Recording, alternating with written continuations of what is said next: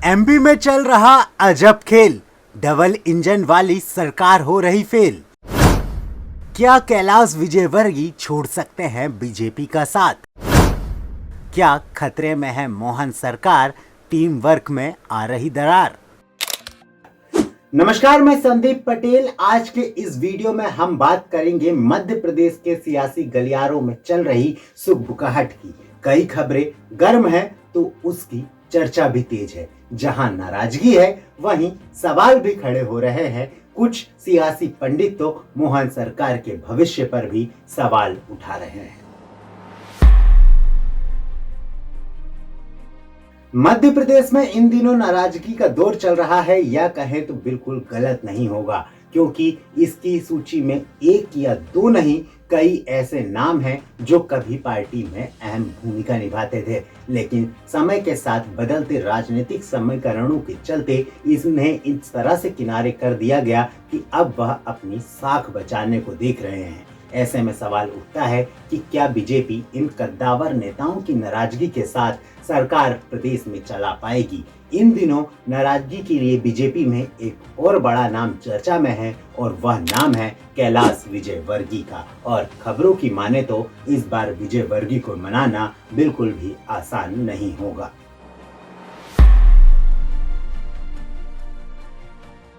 कैलाश विजयवर्गीय राजनीति में वह नाम है जिसे किसी पहचान की मोहताज नहीं। पहले इंदौर के महापौर और फिर लगातार 6 बार विधायक और फिर सांसद, और इसके साथ समय समय पर मिली संगठन के द्वारा जिम्मेदारियों को देखकर ही यह अंदाजा लगाया जा सकता है कि वह प्रदेश के मालवा क्षेत्र में क्या अहमियत रखते हैं।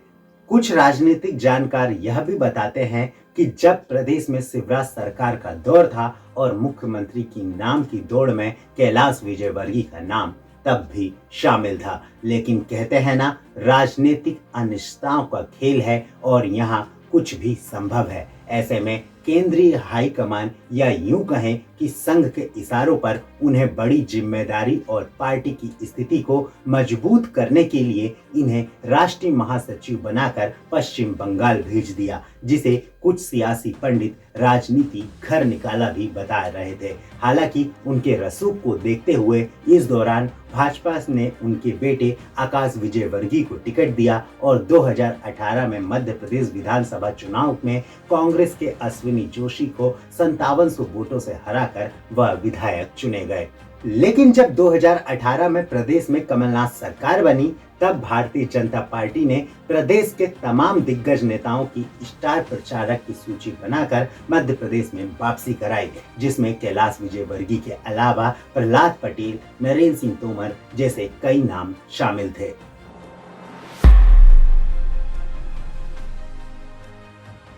अगर कैलाश विजयवर्गीय की बात करें तो वह प्रदेश के उन कद्दावर नेताओं में रहे हैं जो कई बार प्रदेश सरकार में मंत्री रहे। फिर चाहे वह उमा भारती का दौर रहा हो, चाहे बाबूलाल गौर का, या फिर खुद शिवराज सिंह चौहान का, वह हर दौर में मंत्री रहे। फिलहाल वह मोहन सरकार में नगरीय विकास एवं आवास और संसदीय कार्य मंत्री है। लेकिन उनकी सरकार में उनकी पकड़ कितनी मजबूत है वह यह दर्शाता है कि उन्हें अपने मुख्यमंत्री से खुले मंच में यह कहना पड़ रहा है कि आपकी सरकार में सुनवाई नहीं हो रही है, आप विदेश यात्रा से पहले आदेश करें। 2000, 5000 अलग अलग पेड़ सब विभागों के द्वारा लग रहे हैं, पर अभी वन विभाग का जितना सहयोग चाहिए था उतना मिला नहीं। माननीय मुख्यमंत्री जी से मैं निवेदन करूंगा कि आप विदेश जा रहे हैं तो वन विभाग वालों को निर्देश देकर जरूर जाएं। आपको बता दें, सीएम मोहन यादव ने अपनी सरकार में सभी महत्वपूर्ण विभाग अपने पास रखे हैं, जिनमें सामान्य प्रशासन विभाग, गृह विभाग, जनसंपर्क विभाग, जेल विभाग, खनिज विभाग, विमानन विभाग, औद्योगिक नीति एवं निवेश प्रोत्साहन विभाग के अलावा कई ऐसे विभाग शामिल हैं जो किसी अन्य मंत्री को सौंपे नहीं गए हैं।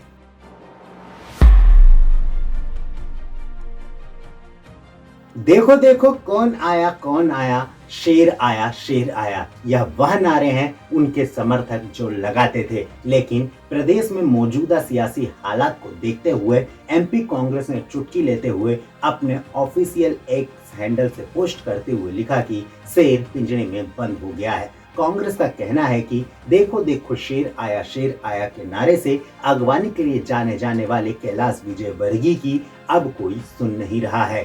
शेर को नए राजा ने पिंजड़े में जकड़ दिया है। मंच से मांग करने के बाद भी मुख्यमंत्री नहीं सुन रहे। जूनियर के सीनियर हो जाने की पूरी कीमत कैलाश विजयवर्गीय चुका रहे हैं। शेर को नए राजा ने पिंजड़े में बंद कर दिया है।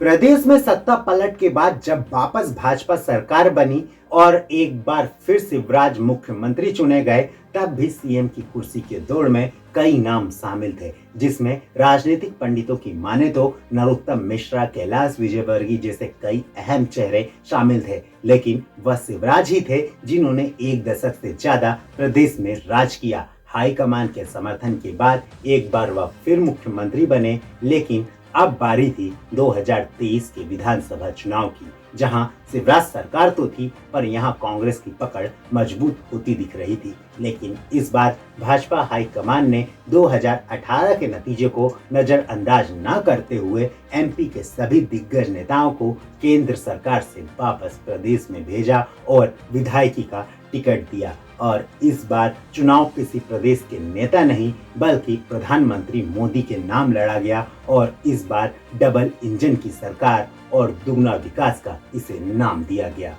हालांकि इस दौरान केंद्रीय आला कमान ने यह तर्क देते हुए डॉक्टर मोहन यादव को मुख्यमंत्री बना दिया कि कोई भी कार्यकर्ता बराबर होता है, जो मेहनत करेगा वह आगे आएगा। हम 18 करोड़ की पार्टी है तो 18 करोड़ की पार्टी कार्यकर्ताओं की पार्टी है और लाखों एक्टिव कार्यकर्ता हैं। उनको भी तो लगना चाहिए कि कोई ऐसे भी मुख्यमंत्री बनता है जो कार्यकर्ता होता है और कार्यकर्ता के रूप में उसको हम आगे बढ़ाते हैं। इसके बाद कई बड़े नामों की उम्मीद पर पानी फिर गया।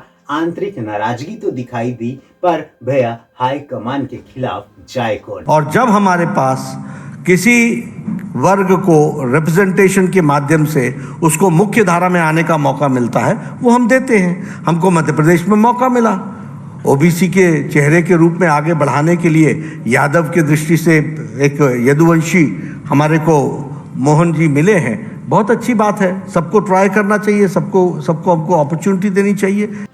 इस पर कुछ विपक्षी दलों के नेताओं ने मीडिया डिबेट्स में चुटकी लेते हुए सीएम मोहन यादव को पर्ची वाला मुख्यमंत्री तक बता दिया।